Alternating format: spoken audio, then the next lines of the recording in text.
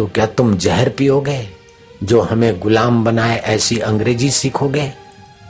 पहले अपनी हिंदी, अपनी मातृभाषा, अपनी संस्कृत। गांधी जी का कहना था कि अंग्रेजी शिक्षा हमारे हिंदुस्तानियों को की मानसिकता गुलामी में बदल देती। बिल्कुल सच्ची पक्की बात है। हमारी मानसिकता में अंग्रेजी गुलामी आ जाती है, अंग्रेजी विद्या पढ़ने का आग्रह रखने वाले को।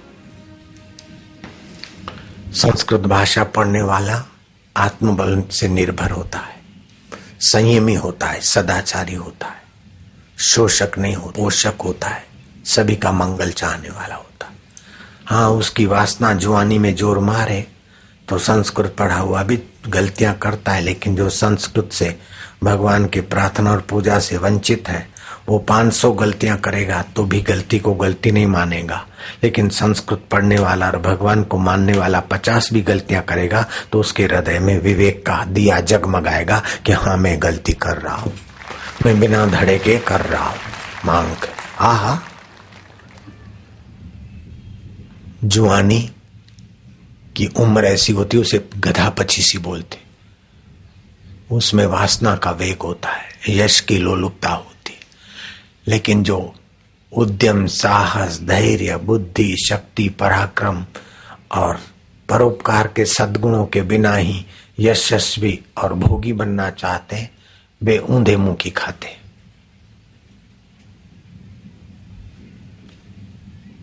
यशस्वी बनो लेकिन जल्दी मत करो, सफल बनो लेकिन सफलता के दास बनकर अयुक्त कार्य न करो। योग कर्मसु कौशलम। 60% लोग चले गए, तुम 40% लोग बैठे हो अभी। 9:30 से 11:30 पौने 12 बजे वाला सत्र पूरा हुआ। अब गिने गिनाए तुम बैठे हो, इसलिए गिनी गिनाई 2-4 बातें कहता हूं।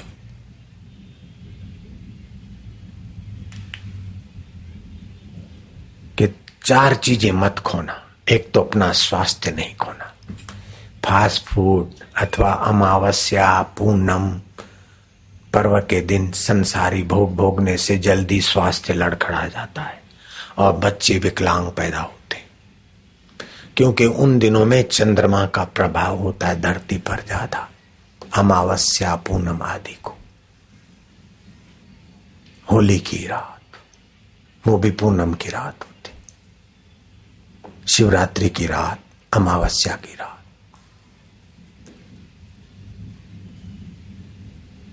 तो खारे समुद्र में भी द्रव्यता आ जाती और समुद्र में भर्ती हो आती है, तो पृथ्वी पर द्रवित प्रभाव पड़ता है चंद्रमा की किरणों का। तो हमारे 7 सप्त धातुओं पर भी उसका प्रभाव पड़ता है। अगर उन दिनों में हम पति पत्नी का संसारी व्यवहार करते तो बच्चे विकलांग ही पैदा होंगे।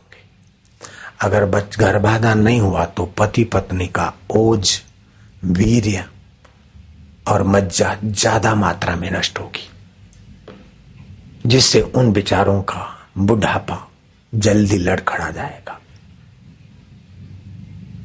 विदेश में ऐसे कई लोग हैं, उन बेचारों को भारतीय संस्कृति का ज्ञान नहीं। 50-55 साल की उम्र के लोग शौचालय में बैठने की योग्यता खो बैठे तो कुम्मोड बनाए विकलांग लोगों के लिए।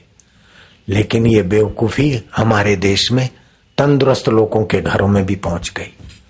शौचालय में बैठे तो पहले बाहें पैर पर वजन होना चाहिए, फिर दाहिने पैर पे वजन आए, जिससे आंतों पर दबाव पड़ता है और आंतों में जमा हुआ जो मल है उसको खिसकने में मदद मिलती है।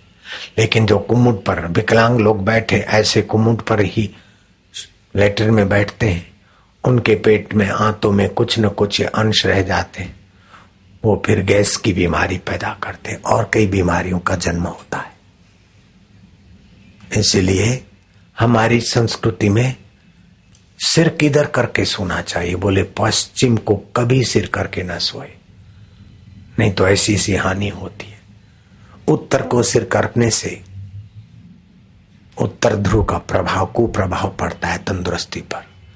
हमारे ऋषि विज्ञान ने तो ऐसी सूक्ष्मता की कि अष्टमी को नारियल खाने से बुद्धि पर बुरा असर पड़ता है, रात्रि को दही खाने से भी ज्यादा। रात्रि को दही खाने से भी बुद्धि के विकास में और बुद्धि की चापल्य में हानि होती।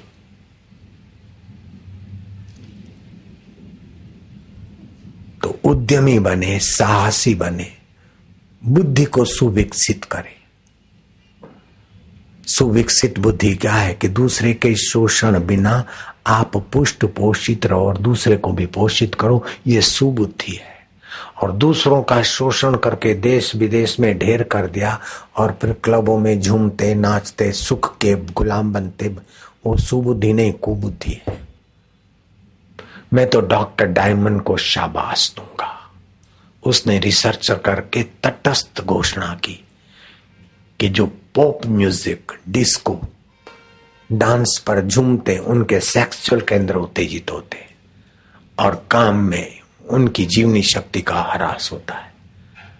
मैं डॉक्टर डायमंड को शाबाश दूंगा कि उसने स्पष्टता की कि भारतवासी जब कीर्तन करते तो हृदय केंद्र विकसित होता है और पॉप और डिस्को में सेक्सुअल केंद्र विकसित होता है।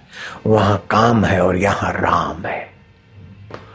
और सर्वेक्षण विभाग वाले की भी तटस्थता को मैं शाबाशी देता हूं। दुनिया के 156 देशों का सर्वेक्षण किया गया कि ज्यादा से ज्यादा कौन देश भविष्य के लिए सलामती की सुज्ञता अपने में संजोया हुआ है। तो सर्वेक्षण विभाग ने अपने रिपोर्ट में बताया कि भारत ज्यादा सुरक्षित है। रिपोर्ट में यह भी बताया गया कि और देशों के लोग महीने में 155 से 155 से 56 बार संभोग करते, जबकि भारत का आंकड़ा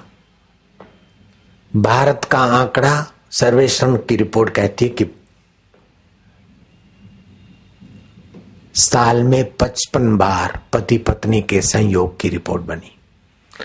और वे भी रिपोर्ट उन निगुरे लोगों के आधार पर हुई। अगर मेरे से दीक्षा वालों का सर्वेक्षण वाले आंकड़े लेते तो वर्ष में 12 के आंकड़े आते या तो 15 के। मेरा सत्संग सुनने वाले 2-2 महीने अलग मतलब घर में रहते हुए भी संभोग से बच जाते। कोई ऐसे दुलारे होते कि 6-6 महीने तक पति पत्नी संयमी रहते और ऐसी संतान को जन्म देते कि आप देखकर दंग रह जाए। संयमी की औलाद ओजस्वी तेजस्वी होती है। संयमी की बुद्धि उद्यम, साहस, धैर्य, बुद्धि, शक्ति और पराक्रम के गुण ली हुई बुद्धि होती है। मैं तो उन सर्वेक्षण विभाग वालों को, दूसरा विभाग है जिसने घोषणा की कि मनुष्य जाति ने आज तक अपनी योग्यताओं का 1,00,000वां हिस्सा मुश्किल से सुविकसित किया। हमारे ऋषि भी कहते हैं, विवेकानंद ने अपने भाषणों में कहा कि बड़े दुर्भाग्य की बात है कि मनुष्य ने 1,00,000वां हिस्सा ही अपना विकास किया और अपने को बुद्धिमान मानता है। अपनी योग्यताओं का खाली 1,00,000वां हिस्सा।